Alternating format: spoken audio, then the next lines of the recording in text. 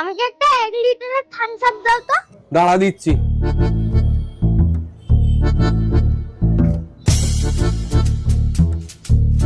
এনে ধর।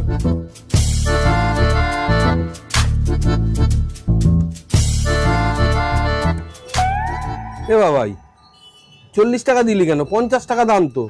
ও 50 টাকা, কিন্তু আমি তো 40 টাকা এনেছি। ঠিক আছে দাদু, কালকে আমি সকালে এসে তোমাকে 10 টাকা দিয়ে যাবো। না না না, ওসব হবে না। তুই 10 টাকা দে, আর নালে নে তোর টাকা নে, মাল দে। नहीं नहीं नहीं नहीं सारुण के यहाँ कुछ तो गड़बड़ है।